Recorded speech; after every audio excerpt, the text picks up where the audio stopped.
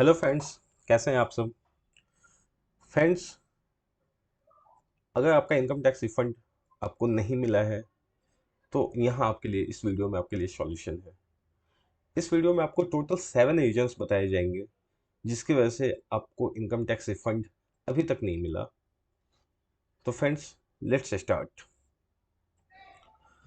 Friends, ये total 7 reasons हैं जिसकी वजह से आपके इनकम टैक्स रिफंड आने में डिले होती है या रिफंड नहीं आता है या आपकी डिमांड्स आ जाती हैं। Check this reasons. फ्रेंड्स, पहला इनकम जो आपने आईटीआर फॉर्म में शो किया है वो आपने अपने 26 एएस के इनकम से आपने कंपेयर नहीं किया और आपने आईटीआर में आपने इनकम जो शो किया है वो कम शो किया है। सेकंड फ्रेंड्स, आपने टैक्स इंफॉर्मेशन समरी जो पोर्टल पे अवेलेबल है आपने उसको कंपेयर नहीं किया और आपकी आईटीआर की इनकम उस इनकम से कम है। थर्ड फ्रेंड्स, आपने आईटीआर फाइल कर दिया बट आपने वेरिफिकेशन नहीं किया।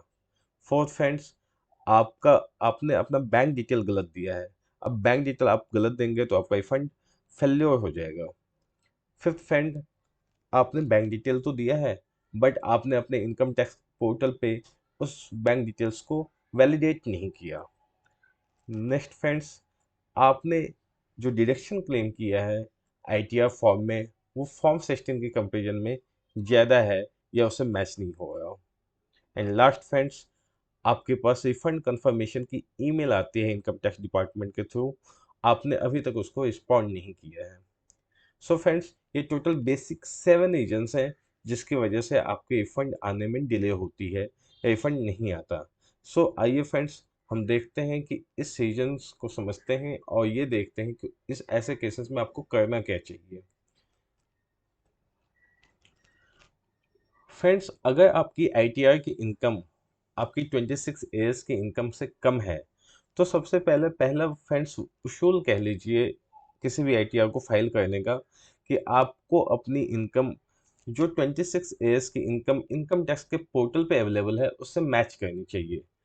अगर 26 एएस में जितना इनकम आ रहा है आपकी इनकम उससे कम नहीं हो सकती या आप उससे कम नहीं दिखा सकते। अगर हाँ किसी पर्सन ने गलत आपका टीडीएस रिटर्न फाइल कर दिया और आपकी 26 एएस पे आपके गलत इनकम आ रही है तो आप उस पर्सन से कांटेक्ट कीजिए, लेकिन गवर्नमेंट आपसे उसमें कॉम्प्रोमाइज़ नहीं करेगी और गवर्नमेंट ये समझती है कि 26 एएस पे इनकम जितना शो हो रहा है वो आपकी इनकम है। इसलिए आप लीगली बाउंड हैं अपने आईटीआर में 26 एएस के इतना या उससे ज़्यादा इनकम शो करने के लिए। अगर आपने ऐसा नहीं किया है फ्रेंड्स तो आपको अपनी आईटीआर रिवाइज करनी पड़ेगी, अदरवाइज गवर्नमेंट आपके रिफंड को प्रोसेस नहीं करेगी या आपकी डिमांड निकाल देगी। सिमिलरली फ्रेंड्स, लास्ट 2 ईयर से गवर्नमेंट अपने इनकम टैक्स के पोर्टल पे tax information summary and annual information summary का एक नया रिपोर्ट बना के दे रही है। आपको 26 एएस के साथ साथ उसे भी कवर करना है। फ्रेंड्स, इस टीआईएस इनकम और एआईएस इनकम की खास बात यह है कि इसमें आपके credit cards, share transaction, mutual funds transaction आपने जितने भी किए हैं वो सब रिकॉर्ड हो जाते हैं और आपको उसके भी रिपोर्टिंग करनी पड़ती है अपने आईटीआर फाइल करते वक्त। पहले ऐसा नहीं होता था। पहले शेयर ट्रेडिंग की डिटेल या क्रेडिट कार्ड की डिटेल या आपने सर्टेन लिमिट से ज़्यादा स्पेसिफाइड ट्रांजेक्शन अगर आपने कोई की है तो वो रिपोर्ट नहीं होती थी। बट अब वो भी रिपोर्ट होती है गवर्नमेंट के पोर्टल पे।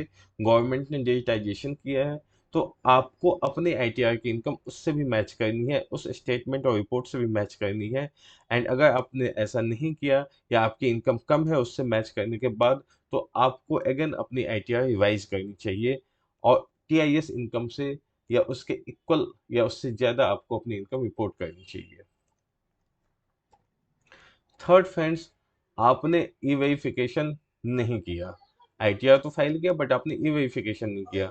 तो फ्रेंड्स, आपको 120 डेज के अंदर फाइनेंशियल ईयर 21-22 की अगर आपने आईटीआर 31 जुलाई 2022 तक फाइल कर दी है, मीन्स की विद इन ड्यू डेट की है, तो आपको 120 दिन मिलेंगे अपनी आईटीआर ई वेरीफाई करने के लिए।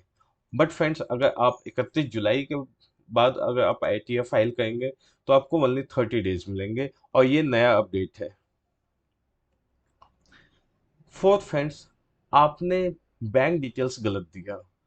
तो फ्रेंड्स, कम से कम 4 चीज़ें आपको अपने बैंक डिटेल्स में देनी है। सबसे पहला, bank account number, IFSC code, bank name and nature of account, ये सेविंग है या करंट है। ये चारों चीज़ बेसिक्स हैं। अगर आपने इसमें कोई गलती की होगी तो आपका रिफंड प्रोसेस नहीं होगा। फिफ्थ फ्रेंड्स, आपने बैंक डिटेल्स तो दी हैं, बट आपने आपने अगर मान लीजिए कि आपने दो या एक से ज़्यादा बैंक डिटेल्स आपने पोर्टल पे ऐड किया है, तो सबसे पहले आपको अपने इनकम टैक्स के पोर्टल पे जाके प्रोफाइल में उस बैंक डिटेल्स को सेलेक्ट करना है, नॉमिनेट करना है फॉर रिफंड पर्पस, और उस पे बैंक डिटेल्स को पे वैलिडेट करने का ऑप्शन आता है, उसे पे वैलिडेट भी करना है।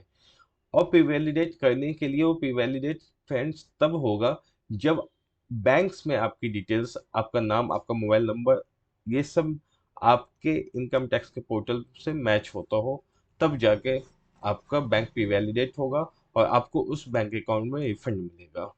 So friends, KYC details on income tax portal and banks should be matched. Sixth, friends, deduction claimed in ITR form is more than Form 16. Friends, बहुत बार ऐसा होता है कि हम अपने फॉर्म 16 में डिडक्शंस क्लेम नहीं कर पाते हैं पूरे। फॉर एग्जांपल, अगर किसी ने होम लोन लिया है तो वो होम लोन की डिडक्शन या उसके इंटरेस्ट की डिडक्शन अगर अपने HR डिपार्टमेंट को नहीं बता पाता या वहाँ क्लेम नहीं कर पाता अपने फॉर्म 16 में, तो he has the option to claim it in his ITR form. But friends, आजकल लास्ट 2 या 3 सालों से ये प्रैक्टिस देखने को मिली है कि इनकम टैक्स डिपार्टमेंट आपकी डिडक्शन को कंपेयर करती है। वो देखते हैं कि अगर आपके फॉर्म 16 में डिडक्शन कम है और आपने जो क्लेम किया है वो ज़्यादा है, तो आपको एक रिमाइंडर मेल देते हैं। वो आपसे एक कंफर्मेशन मेल देते हैं आपको कि आप एक बार फिर से कंफर्म कर लो कि आपने जो डिडक्शन क्लेम किया है, आपको एक एक्सेप्टेंस देनी होती है कि हाँ, हमने क्लेम सही किया है। अगर आपके पास क्लेम सही नहीं किया है तो आपके पास एक ऑप्शन होता है, वो कहते हैं कि आप अपना रिटर्न रिवाइज कर लो, अदरवाइज आपसे हम कभी भी उसकी क्लैरिफिकेशन मांग सकते हैं।